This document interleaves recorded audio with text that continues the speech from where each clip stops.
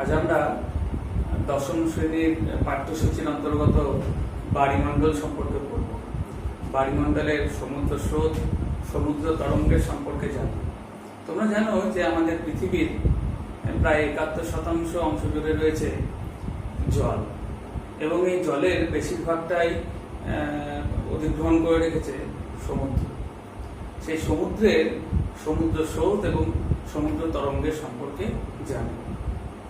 সমুদ্রের জলরাশি যখন কোনো প্রাকৃতিক কারণে একটা নির্দিষ্ট দিক থেকে একটা নির্দিষ্ট দিকে অনুভূমিকভাবে প্রবাহিত হয়ে থাকে, তখন সেই সমুদ্রের জলরাশিকে সমুদ্র স্রোত বলা হয়।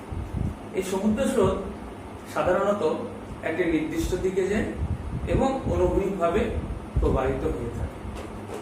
এর কতগুলো বৈশিষ্ট্য আছে। যেমন প্রথমে হচ্ছে দিক। সংজ্ঞার সময় বলেছি যে এটি একটি নির্দিষ্ট দিকে প্রবাহিত হয়। সারা বছরই প্রায় একটা দিকেই এর অভিমুখ থাকে। তবে মৌসুমী স্রোতের ক্ষেত্রে দেখা যায় যে এটি গ্রীষ্মকালে একদিকে এবং শীতকালে আরেকদিকে প্রবাহিত হয়। দ্বিতীয়ত প্রকৃতি। এই সমুদ্র স্রোত উষ্ণ এবং শীতল প্রকৃতির হতে পারে। সাধারণত নিরক্ষীয় এবং ক্রান্তীয় অঞ্চলে, যেখানে উষ্ণতা খুব বেশি, সেখানে জল গরম হয় এবং গরম হয়ে গেলে হালকা হয়, এবং হালকা হয়ে গেলে সমুদ্রের জলের উপরিভাগটা প্রায় ১০০ থেকে ২০০ মিটার অব্দি উষ্ণ স্রোত দেখতে পাওয়া যায়, এবং বহিঃস্রোত রূপে সেগুলো মরু অঞ্চলের দিকে যায়। আর তুলনামূলকভাবে মেরু এবং উপমেরু অঞ্চলে শীতল জল ভারী হয় বলে সেগুলো সাধারণত ১০০ থেকে ২০০ মিটার থেকে নিচে অবস্থান করে, জলরাশিগুলো নিচের দিকে থাকে, এবং সেগুলো ভারী বলে অন্তঃস্রোত রূপে নিরক্ষীয় অঞ্চলের দিকে এগিয়ে আসে। দেখা যায় যে ১০% উষ্ণ জল আর ৯০%ই হচ্ছে শীতল জল। গতিবেগ। এই সমুদ্র স্রোতের একটি নির্দিষ্ট গতিবেগ আছে। কি গতিবেগ? না, সাধারণত বায়ুপ্রবাহের ফলেই সমুদ্র স্রোত এক জায়গা থেকে আরেক জায়গায় এগিয়ে যায়, বা সমুদ্র স্রোত প্রবাহিত হয়, স্রোতের সৃষ্টি হয়, সমুদ্রের জল প্রবাহিত হয় বা স্রোতের সৃষ্টি হয়।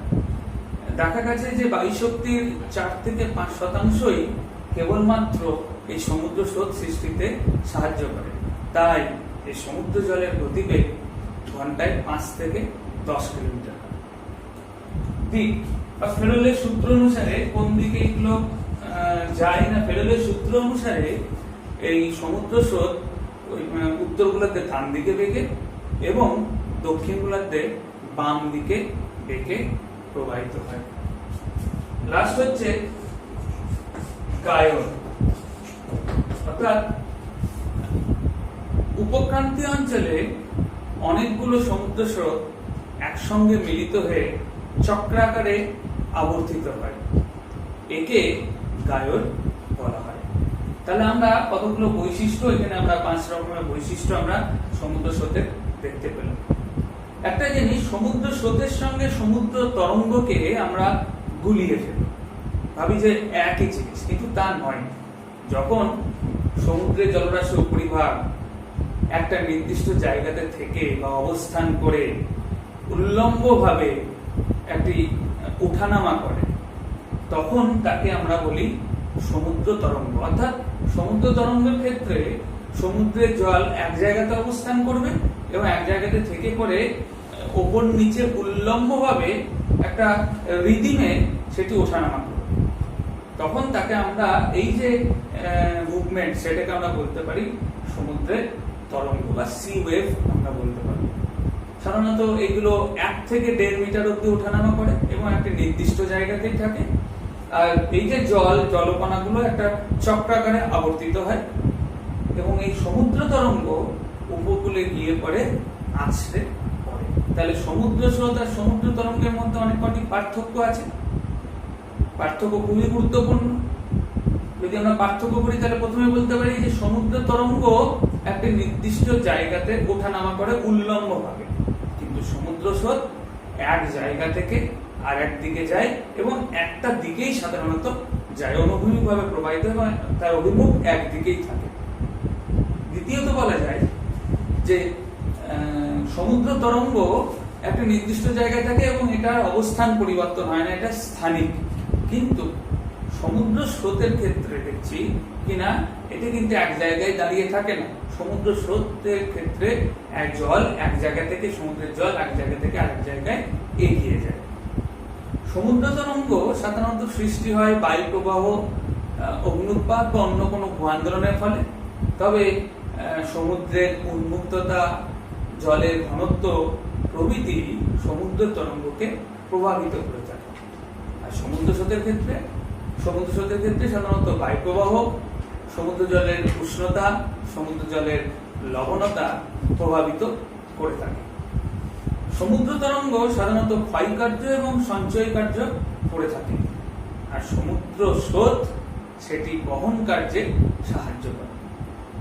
সমুদ্র তরঙ্গ কি করে না উপকূলের সঙ্গে সমকানে আসে এবং উপকূলে গিয়ে পড়ে আছড়ে পড়ে সমুদ্র তরঙ্গ। কিন্তু সমুদ্র স্রোত অনুভূমিকভাবে উপকূল রেখাকে এড়িয়ে চলে যায়। সমুদ্র তরঙ্গ সাধারণত জলবায়ুর ক্ষেত্রে, যে উপকূলাঞ্চলে জলবায়ু তার ক্ষেত্রে প্রভাব বিস্তার করে না, কিন্তু সমুদ্র স্রোত প্রভাব বিস্তার করে থাকে। এই হলো পার্থক্য সমুদ্র তরঙ্গ এবং সমুদ্র স্রোতের। উষ্ণতার ভিত্তিতে সমুদ্র স্রোতটাকে দুভাগে ভাগ করা যায়, উষ্ণ স্রোত এবং শীতল স্রোত। আগেই বলেছি যে সাধারণত নিরক্ষীয় বা ক্রান্তীয় অঞ্চলে সৃষ্টি হওয়া, উষ্ণতা বেশি হওয়ার জন্য ক্রান্তীয় অঞ্চলে সৃষ্টি হওয়া এই উষ্ণ জল হালকা হওয়ার জন্য মেরু বা উপমেরু অঞ্চলের দিকে প্রবাহিত হয় এবং বহিঃস্রোত রূপে প্রবাহিত হয়, এবং মোট সমুদ্র জলের 10% উষ্ণ স্রোত রূপে প্রবাহিত হয়। আর শীতল স্রোত মেরু বা উপমেরু অঞ্চলে শীতল জল ভারী হওয়ায় সেই জলরাশি অনেকটা নিচে অবস্থান করে এবং অন্তঃস্রোত রূপে নিরক্ষীয় অঞ্চলের দিকে বয়ে আসে, এবং পৃথিবীর যে সমুদ্র জলের 90% হচ্ছে এই শীতল স্রোত। তাহলে জানতে পারলাম সমুদ্র স্রোত সৃষ্টি হয় কিভাবে। এই যে সমুদ্র স্রোত যে সৃষ্টি, এটি কিভাবে সৃষ্টি হয়? সমুদ্র স্রোত সৃষ্টির পিছনে কতগুলো কারণ রয়েছে। সবার প্রথমেই হচ্ছে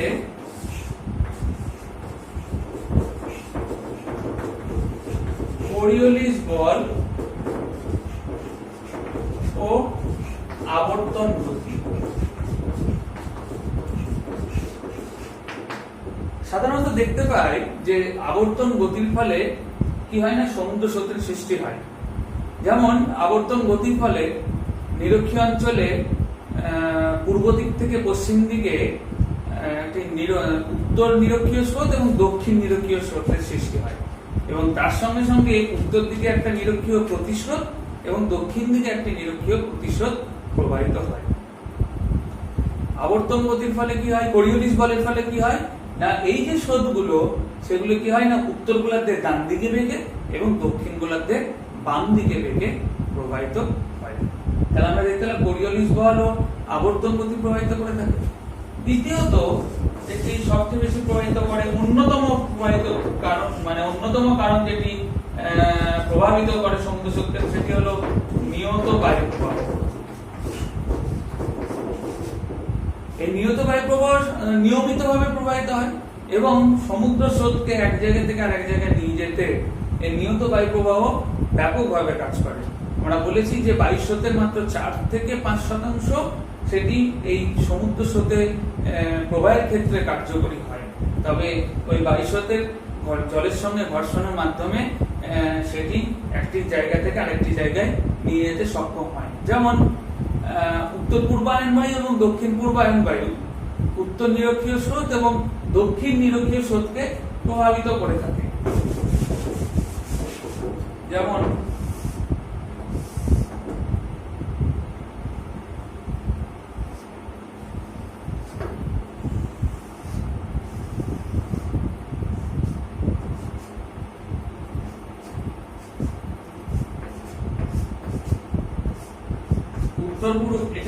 উত্তর পূর্বায়ন বায়ু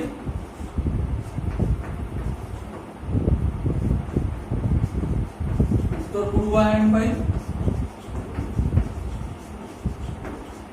এটা হচ্ছে দক্ষিণ পূর্বায়ন বায়ু।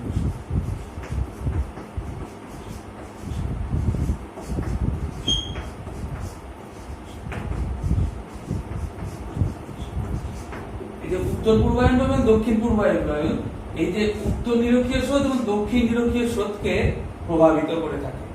এই বায়ুর প্রভাবে এই উত্তর নিরক্ষীয় স্রোত এবং দক্ষিণ নিরক্ষীয় স্রোত প্রভাবিত হয়। তৃতীয়ত যে কারণ যেটি প্রভাবিত করে সেটি হলো উষ্ণতা।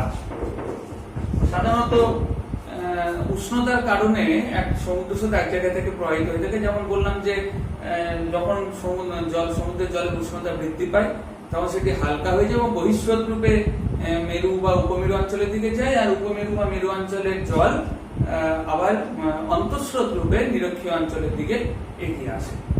চতুর্থত যে কারণটা প্রভাবিত করে সেটি হলো লবণতা এবং ঘনত্ব। লবণতা ও ঘনত্ব।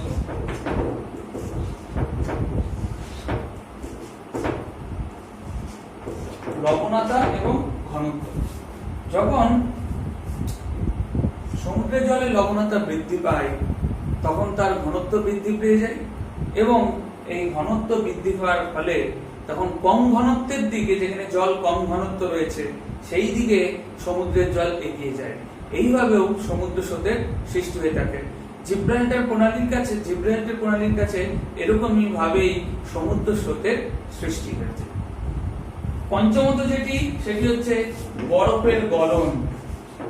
বরফের গলন আমরা দেখেছি যে মেরু অঞ্চলের দিকে শীতল স্রোতের সঙ্গে বড় বড় হিমশৈল আছে এবং মেরু অঞ্চলে অনেক বরফও থাকে। সেই বরফগুলো গলে গেলে পরে জলের পরিমাণটা বৃদ্ধি পেয়ে যায় এবং লবণতার পরিমাণটা কমে যায়। ফলে সেই সময় জল কিন্তু প্রবাহিত হয়ে থাকে। যেমন আমরা যদি উদাহরণ হিসেবে বলতে পারি গ্রিনল্যান্ড স্রোত, সেটি এই বরফের গলনের ফলে এগিয়ে চলে। ষষ্ঠত যে কারণটা সেটা হচ্ছে উপকূলের আকৃতি। উপকূলের আকৃতি। এই উপকূলের আকৃতি সমুদ্র স্রোতকে প্রভাবিত করে থাকে। অর্থাৎ কোন সমুদ্র স্রোত এখানে এসে ধাক্কা পেলে পরে সেটি ছিটকে চারিদিকে বেরিয়ে যেতে পারে বা কোন স্রোতের গতিপথকে বিক্ষিপ্ত করে দিতে পারে। যেমন ব্রাজিলের একটি অন্তরীপের কাছে, শৌকিলা অন্তরীপের কাছে দক্ষিণ নিরক্ষীয় স্রোতকে ভাগ করে দিয়ে দক্ষিণ ব্রাজিলীয় স্রোতের সৃষ্টি করেছে। এছাড়াও দক্ষিণ নিরক্ষীয় স্রোতকে পশ্চিম ভারতীয় দ্বীপপুঞ্জের কাছে সেটিকে পশ্চিম দিকে এগিয়ে যেতে বাধার সৃষ্টি করে। তাহলে এই উপকূলের আকৃতি কিন্তু প্রভাবিত করে থাকে।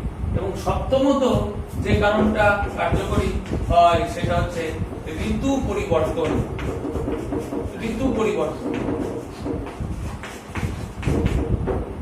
ঋতু পরিবর্তনের ফলে জলের হেরফের ঘটে। যেমন বর্ষাকালে বৃষ্টিপাতের পরিমাণ বেড়ে যায় বলে সমুদ্রের জলের পরিমাণটা বৃদ্ধি পায়, আবার গ্রীষ্মকালে বা শীতকালে সাধারণত জলের পরিমাণটা কম থাকে, যেসব অঞ্চলে বৃষ্টিপাত কম হয়। তার ফলেও কিন্তু সমুদ্র স্রোতের দিক পরিবর্তন হয়ে থাকে। যেমন আমাদের ভারতবর্ষের কাছে আমরা দেখতে পাই সমুদ্রেতে যে উত্তর পূর্ব মৌসুমী বায়ুর প্রভাবে মৌসুমী স্রোত পূর্ব থেকে পশ্চিমে প্রবাহিত হয় শীতকালে, এবং গ্রীষ্মকালে ঠিক তার উল্টোটা মৌসুমী স্রোতের ক্ষেত্রে আমরা দেখতে পাই। তাহলে এই কারণগুলো একটি সমুদ্র স্রোত, গোটা পৃথিবীব্যাপী যে সমুদ্র স্রোত প্রবাহিত হয় সেগুলোকে প্রভাবিত করে থাকে এই সাতটি কারণ। এগুলোতে দেখলাম সমুদ্র স্রোতের কারণ। এবারে সমুদ্র স্রোত কিভাবে প্রভাব বিস্তার করে আমাদের উপর, এগুলো কিন্তু কিছু প্রভাব ফেলে। সে প্রভাবগুলো কি কি প্রথমে দেখতে হবে। তাহলে প্রথমেই বলতে পারি যে প্রভাব ফেলে কিভাবে প্রভাব ফেলছে না,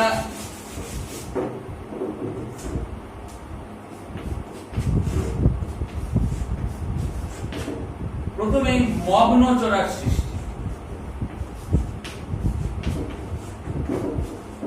শীতল এবং উষ্ণ স্রোত যেখানে মিলিত হয়, শীতল স্রোতের সঙ্গে হিমশৈলগুলো ভেসে আসে, আর হিমশৈলের মধ্যে অনেক নুড়ি, বালি, কাঁকড় প্রভৃতি পদার্থ থাকে। যখন এই শীতল স্রোতটার হিমশৈল এই উষ্ণ স্রোতের সাথে মিলিত হয়, তখন এই হিমশৈলগুলো গলে যায়, বরফগুলো, এবং নুড়ি, বালি, কাঁকড়গুলো সেগুলো কি হয় না ওজন অনুসারে ওইখানেই জমা হয়ে যায় এবং একটি চড়ার সৃষ্টি করে, অগভীর একটা চড়ার সৃষ্টি করে, যাকে বলা হয় মগ্ন চড়া। এই মগ্ন চড়াগুলোতে কি হয় না মাছ এবং প্ল্যাঙ্কটনের প্রচুর প্রাচুর্য দেখতে পাওয়া যায়। তার ফলে এখানে বাণিজ্যিকভাবে মৎস্য শিকার কেন্দ্র গড়ে ওঠে এই মগ্নচড়াগুলোর কাছে। এছাড়াও এই মগ্নচড়াগুলোর কাছে বর্তমানে এখন দেখি যে অনেক খনিজ তেল বা ম্যাঙ্গানিজ, অন্যান্য খনিজ পদার্থ পাওয়া যায়, তাই এখানে বাণিজ্যিকভাবে মৎস্যায়ন ক্ষেত্র গড়ে ওঠে। দ্বিতীয় যে কারণ যেটা প্রভাব বিস্তার করে থাকে সেটি হচ্ছে জলবায়ুর উপরে। কোন অঞ্চলের জলবায়ুর উপরে এই সমুদ্র স্রোত ব্যাপকভাবে প্রভাব বিস্তার করে থাকে। যেমন প্রথমে বলতে পারি উষ্ণতা। পরীক্ষা আসতে পারে যে জলবায়ুর উপর কিভাবে প্রভাব বিস্তার করে, তাহলে প্রথমেই তার পয়েন্ট হচ্ছে কি না উষ্ণতা। কোন স্থানের উষ্ণতা নিয়ন্ত্রণে সমুদ্র স্রোত ব্যাপকভাবে কাজ করে থাকে। যেমন কোন উপকূল অঞ্চলের পাশ দিয়ে যদি উষ্ণ সমুদ্র স্রোত চলে যায়, তাহলে তার পার্শ্ববর্তী অঞ্চলে উষ্ণতা কিন্তু বৃদ্ধি করে দেবে। আবার শীতল স্রোত যদি উপকূল অঞ্চলের পাশ দিয়ে চলে যায়, তাহলে সেইখানকার উষ্ণতা নামিয়ে দিতে পারে। এরকম ভাবে আবার যেমন আমরা দেখি যে উপসাগরীয় স্রোত পূর্ব আমেরিকার কি করে না উষ্ণতাটা কিছুটা বাড়িয়ে দিয়ে পরে সেখানে মৃদুভাবাপন্ন জলবায়ুর সৃষ্টি করে। আবার শীতল ল্যাব্রাডর স্রোত আবার কানাডার পশ্চিম উপকূলে কি করে না উষ্ণতা নামিয়ে দিয়ে সেখানে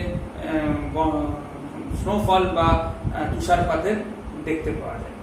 দ্বিতীয়ত যেটা উষ্ণতার পরে সেটি হলো যে বৃষ্টিপাত। বৃষ্টিপাত কি হবে না সমুদ্র স্রোত যখন বায়ু যখন উষ্ণ স্রোতের উপর দিয়ে প্রবাহিত হয়, তখন সেটি জলীয় বাষ্প সংগ্রহ করতে পারে এবং তার প্রভাবে বৃষ্টিপাত হয়। এছাড়াও উষ্ণ স্রোত যে পাশ দিয়ে যায় সেখানে নিকটবর্তী অঞ্চলে বৃষ্টিপাত হয়ে থাকে। তবে শীতল স্রোতের ক্ষেত্রে কিন্তু এটা হয় না। যেমন উপসাগরীয় স্রোত ব্রিটিশ দ্বীপপুঞ্জের কাছে উষ্ণ বলে সেখানে বৃষ্টিপাত ঘটায়। এছাড়া তৃতীয়ত যেটা সেটা হচ্ছে ঝড় ঝঞ্ঝার সৃষ্টি, যেখানে উষ্ণ স্রোত এবং শীতল স্রোত মিলিত হবে, অর্থাৎ যেখানে এসে পরে একত্রিত হবে, সেখানে সাধারণত কি হয় না সেখানে সাধারণত এই উষ্ণ স্রোত এবং শীতল স্রোতের মিলনের ফলে সেখানে ঝড় ঝঞ্ঝা, ঘূর্ণিঝড়, কুয়াশাচ্ছন্ন অবস্থা দেখা যায় এবং একটা আবহাওয়ার একটা দুর্যোগপূর্ণ অবস্থার সৃষ্টি হয়। যেমন আমরা দেখতে পাই উষ্ণ উপসাগরীয় স্রোত এবং শীতল ল্যাব্রাডর স্রোতের ফলে নিউফাউন্ডল্যান্ডের কাছে এরকম একটা কুয়াশাচ্ছন্ন দুর্যোগপূর্ণ আবহাওয়ার সৃষ্টি হয়। মরুভূমির সৃষ্টি এই সাধারণত দেখতে পাই যে মহাদেশগুলোর পশ্চিম ভাগে এই সমুদ্র স্রোতের প্রভাবে কি হয় না মরুভূমিরও সৃষ্টি হয়ে থাকে। যেমন ক্যানারি স্রোতের প্রভাবে সাহারা মরুভূমির সৃষ্টি হয়েছে, সেরকম ভাবে অনেক বড় বড় মরুভূমি সৃষ্টির ক্ষেত্রে এই স্রোত কিন্তু ব্যাপকভাবে প্রভাব বিস্তার করে। এছাড়াও সেটা হচ্ছে জলবায়ু পরিবর্তন। যেমন আমরা দেখতে পাই যে চিলির কাছে 5 থেকে 7 বছর অন্তর অন্তর লা নিনা এবং এল নিনোর প্রভাবে জলবায়ু পরিবর্তন হয়ে থাকে এবং তার প্রভাব গোটা পৃথিবী জুড়ে দেখতে পাওয়া যায়। তাহলে আমরা সমুদ্র স্রোতের কারণ দেখতে পেলাম এবং সমুদ্র স্রোতের প্রভাবও দেখতে পেলাম। তাহলে এই প্রভাবগুলো খুব ভালো করে লিখতে হবে এবং প্রভাব কি না জলবায়ুর উপর প্রভাব কি ফেলে সেটাও ভালো করে লিখতে হবে। এর মাঝে কতগুলো জিনিস আছে, যেমন হিমপ্রাচীর বা কোল্ড ওয়াল যেটাকে বলা হয়। সাধারণত সমুদ্রের মধ্যে শীতল সবুজ জল এবং যখন উষ্ণ নীল জল একসাথে মিলিত হয়, তখন কি হয় না মিলিত হলে পরে একটা সীমারেখা দেখতে পাওয়া যায়। এই সীমারেখাকে বলা হয় কোল্ড ওয়াল বা হিমপ্রাচীর। আমরা যদি উদাহরণ হিসেবে বলি তাহলে দেখতে পাবো যে উষ্ণ মধ্য আটলান্টিক মহাসাগরের মধ্যে উষ্ণ উপসাগরীয় স্রোত এবং শীতল ল্যাব্রাডর স্রোত যেখানে মিলিত হচ্ছে সেখানে পরিষ্কার একটা সীমারেখা বুঝতে পারা যায়, যেটাকে বলা হয় কোল্ড ওয়াল। এছাড়া আরেকটা রয়েছে শৈবাল সাগর। শৈবাল সাগর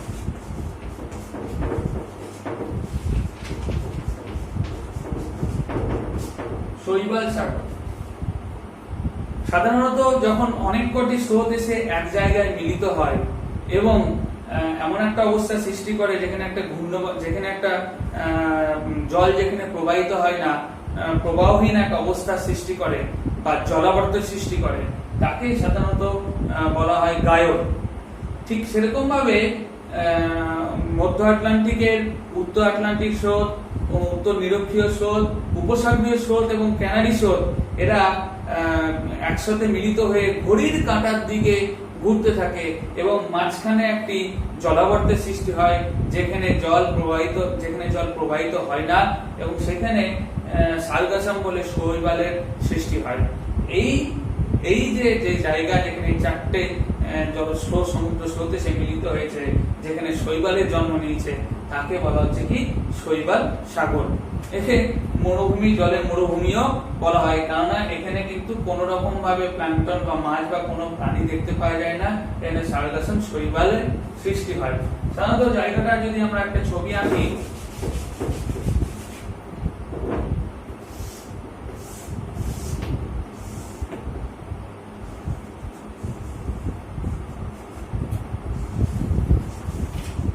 এটা হচ্ছে উত্তর আমেরিকা,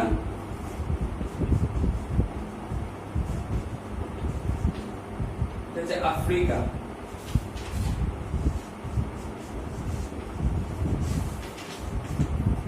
ওরা কিনা এরকম ভাবে একটা জলাবদ্ধ সৃষ্টি করে। এই পাশটা হচ্ছে উত্তর আটলান্টিক স্রোত,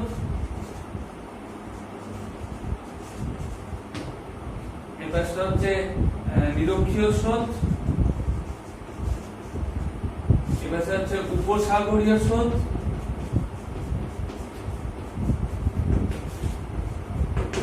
আর এখানে হচ্ছে ক্যানারি স্রোত।